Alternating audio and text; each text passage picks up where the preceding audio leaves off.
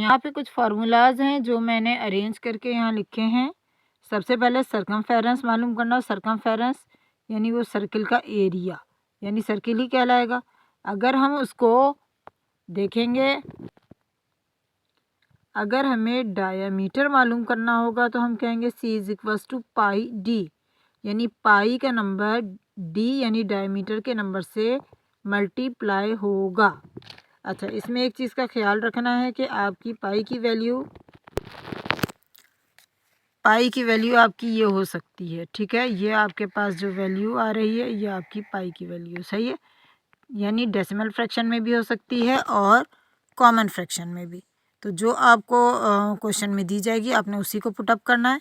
अच्छा, अब आ जाते हैं सरकमफेरेंस। अगर हम सर्किल का मालूम कर रहे हैं तो हम उसका फार्मूला लिखेंगे C is equals to 2 pi R.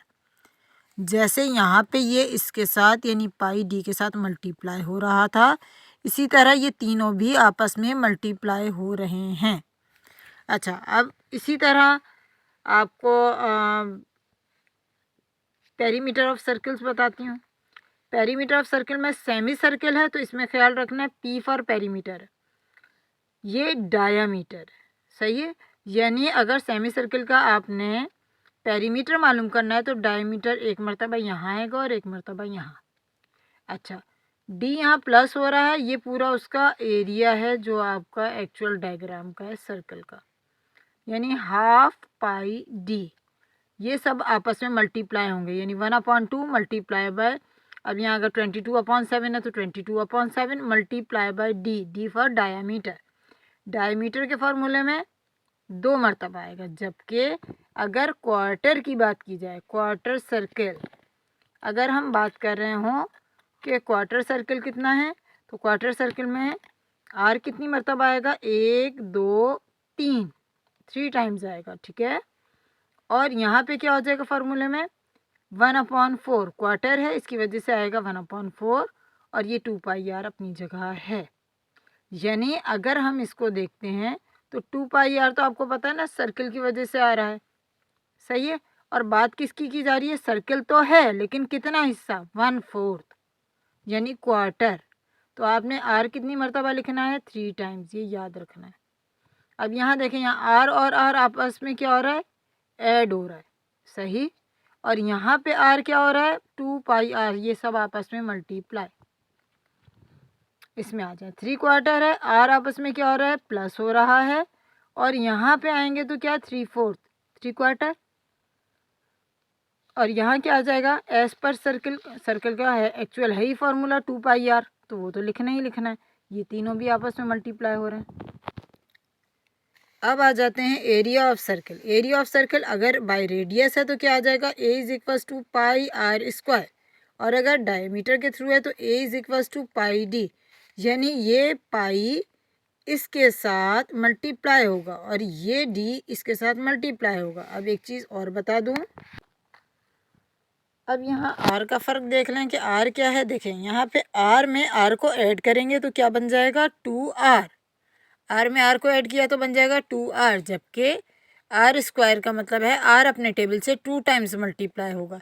जैसे 2 2s are 4, यहाँ पे जब हमने आर की वैल्यू देखी 2 थी, तो अगर ऐड करेंगे तो क्या हो जाएगा, ये 2r, और अगर मल्टीप्लाई करेंगे तो ये हो जाएगा 2 2s are 4। जबकि अगर आर की वैल्यू आपकी, रेडियस आपका 5 होगा, तो आर की जगह आर की वैल्यू आई, 2 की जगह 2 की वैल्यू आई, और ये आपस में क्या हो जाएगा, मल्टीप्लाई, यानी 2 5s are 10। इसको मैं यूँ भी कह सकती हूँ कि अगर आपके पास आर 5 है तो 5 टाइम्स आपने उसको लिखना है, ठीक है।